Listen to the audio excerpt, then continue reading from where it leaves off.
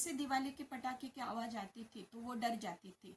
एक टैबलेट लेके बेडरूम में जाके सो जाती थी। तो हमने पूछा कि ये कैसे हो रहा है, तो बोले कि 10 साल से मुझे ये हो रहा है और मुझे बहुत शर्म भी आती है कि लोग पूछते हैं। और एक बेटा 10th स्टैंडर्ड में है, लड़की उसकी 8th स्टैंडर्ड में पढ़ रही है। तो इतने बड़े बच्चे हैं लेकिन तो भी मम्मी डर रही है तो सब लोग हंसते हंसते हैं, मुझे भी अच्छा नहीं लगता। लेकिन न जाने क्या हो जाता है मुझे, तो पटाखे की आवाज़ सुनते ही मुझे पसीना सा आ जाता है। बहुत इसे धड़कन बढ़ जाती है दिल की, और मैं तुरंत ही गोली लेके सो जाती हूँ। तो हमने पूछा कि ये कब से हो रहा है। इसको बोलते हैं जैसे साइकोलॉजी में बोलते हैं searching in the memory lane, कि पास्ट में भूतकाल में कुछ चीज़ें हुई होती है, कुछ उसकी मेमोरीज है जो पास्ट में हुई है, तो वो कुछ स्टोरेज है क्या ब्रेन में, तो वो देखना चाहते थे हम लोग। तो फिर उसने बहुत ज़्यादा सोच के हमें बोला कि एक बार ऐसे हम दिवाली में इकट्ठा हुए थे, सब रिलेटिव ससुराल में गए थे और बहुत अच्छी तरह से दिवाली मनाई हमने। और बाद में दिवाली होने के बाद बहुत ज़्यादा झगड़ा हो गया, ऐसे शब्द बढ़ गए, एक दूसरे को बोलते बोलते ही झगड़ा हो गया और इतना बड़ा झगड़ा हो गया। और उसमें एक रिलेटिव ने उसको जो सुनीता थी तो उसको बहुत ज़्यादा हार्श वर्ड यूज़ किए और उसके पापा के बारे में कुछ गलत सलत बातें की। तो उसको इतना ज़्यादा गुस्सा आया, इतना ज़्यादा गुस्सा आया कि उसके पसीना आने लगा, वो रोने लगी। और तब भी पटाखे की आवाज़, बाकी लोग तो पटाखे ये कर रहे थे ना, क्रैकर्स, तो पटाखे की आवाज़ आ गई, जोर से आई। तो इसके ब्रेन में वो ही दिमाग में बैठ गया कि हाँ ये रिलेशन बोलते हैं उसको, कि एक पास्ट में मेरे को कुछ तो रिलेशन मिल गया कि ये जब बचता है तभी उसको ट्रिगर होता है और वही चीज़ जो है तो वो याद आने लगती है, पूरा की पूरा याद आने लगता है। और वो जैसे अब भी हो रहा है ये प्रसंग, तो ऐसे टाइप के वो बिहेव करने लगती है और उसको पसीना आया, दिल की धड़कन बढ़ जाती है। फिर वो बेडरूम में चल के ना वो एक नींद की गोली लेके सो जाती है और बाद में उसको फ्रेश लगता है। बाकी दूसरे टाइम उसको वो बहुत फ्रेश रहती है, उसको कुछ भी नहीं लगता है। लेकिन ये सिर्फ पटाखा, कौन सा भी फेस्टिवल है, शादी है, पटाखा बजा तो उसकी वही हालत होती है। तो हमें समझा कि ये जो है तो ये सिचुएशन रिलेशन किया है ब्रेन ने। डेटाबेस तो तैयार रहता है अपने ब्रेन में, जो भी चीज़ें हैं तो उसका डेटाबेस तैयार होता है। लेकिन उसका रिलेशन अगर इससे होता है तो इसको सोमैटो डिसऑर्डर बोलते हैं। जैसे रिपोर्ट्स नॉर्मल आती है लेकिन तो भी शरीर कुछ ना कुछ इम्पैक्ट दिखाता है, कुछ ना कुछ उसका प्रभाव दिखाता है, व्याधि दिखाता है, कुछ ना कुछ उसको सिम्टम दिखाता है, आई कैन से। तो उसमें फिर हमने उसको बोला कि थोड़ा सा थेरेपी के बारे में बोला उसको।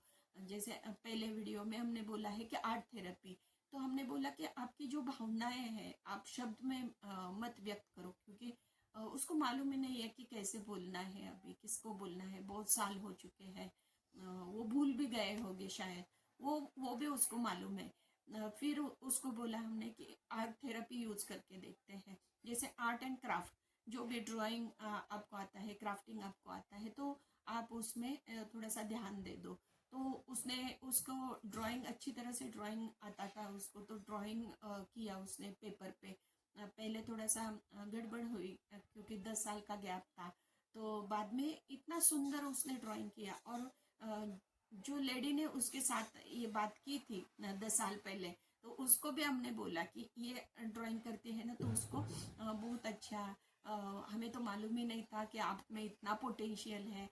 तो ऐसे टाइप के उसको पॉजिटिव स्ट्रोक दे दो करके उसको बोला कि ये थेरेपी का पार्ट है, उसको पॉजिटिव दे दो स्ट्रोक। तो वो बोले कि ठीक है हम लोग करके देखते हैं, इतना छोटा सा ही काम है। तो उसने और रियली वो जो ड्राइंग था वो बहुत ही सुंदर सुबह था। तो सब लोगों ने उसको प्रशंसा की कि बहुत अच्छा ड्राइंग है, हमें मालूम ही नहीं था ये हिडन टैलेंट है वगैरह वगैरह, उसको बोला। वो लेडी ने भी बहुत उसकी प्रेजेंट की, बहुत ज़्यादा अच्छा बोला उसके बारे में। और तभी हमने बोला बोला था कि जब ये अच्छा अच्छा बोलना शुरू करेगी तो आवाज़ आनी चाहिए उसको। तो पटाखे लगाए और ये ऐसे बोलने लगी। तो हम लोग बोलते हैं कि रिप्लेस कर रहे हैं हम। वैसे रिप्लेस नहीं होता है ब्रेन में, लेकिन तो भी रिलेट करने से वो पहली बातें भूल जाएगी और ये जो बातें हैं वो उसको याद रहेगी। तो ऐसे टाइप का माहौल क्रिएट किया और बाद में उसको बहुत अच्छा लगने लगा। और तभी भी वो डरती थी। फिर उसको हाथ पकड़ के लेके गए, पटाखे जब लगा रहे थे लोग, तो उनको सुनीता को वहां पे खड़ा किया। उसने देखा और बहुत डर गई। पहले तो 2 बार तो डर गई, लेकिन तीसरी बार जब वो गई तो अंदर से ही फ्रेशनेस था उसको। कुछ दिमाग में कुछ नहीं था। पास्ट मेमोरीज को वो थोड़ा सा भूल चुकी थी, क्योंकि उसको पॉजिटिव स्ट्रोक अभी मिल गए थे, वही लेडी से मिल गए थे। तो वो बहुत फ्रेश महसूस कर रही थी। ऐसे 2-3 बार होने के बाद वो फिर अभी नॉर्मल जिंदगी जी रही है। तो अपने शब्द जो रहते हैं तो वो हमने बहुत ही क्या बोलते हैं कि अवेयर होना चाहिए कि कैसे बोला जाता है, क्योंकि इतने इतने वर्ड रहते हैं वो भी अपनी पूरी ज़िंदगी स्पॉइल कर सकते हैं। और ये जो है अब अभी दिवाली तो क्या है कि वो हैप्पीनेस का त्योहार है। सब लोग इकट्ठा आके हैप्पी फीलिंग आनी चाहिए, अपनी फैमिली इकट्ठा होती है तो।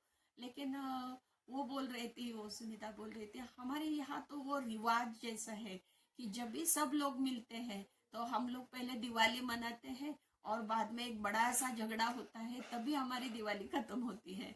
तो वो भी हंस हंस के बोल रही थी। फिर हमने बोला कि हाँ ठीक है, झगड़ा भी होता है तो बाद में पॉजिटिव स्ट्रोक आने चाहिए कि बहुत बहुत जोर से शोर हो गया है, झगड़ा हो गया है, उसके बाद हमने नॉर्मल तरीके से बातें करके एक दूसरे को विदा करना चाहिए, अपने अपने गांव जाना चाहिए। तभी क्या होता है कि ये जो बैड मेमोरीज जो तैयार हुई है तो उसको थोड़ा सा माइल्ड कर देते हैं वी कैन से, तो डाइल्यूट कर देते हैं वी कैन से। तो उससे बहुत सारी जिंदगियां है वो अच्छी हो सकती है। तो ये काउंसलिंग का सेशन आपको कैसे लगा? आप कमेंट बोलिए, ऐसे कुछ हुआ है तो आप बताइए। और हमारे सत्कर्म चैनल को सब्सक्राइब करिए, लाइक करिए, कमेंट करिए। धन्यवाद।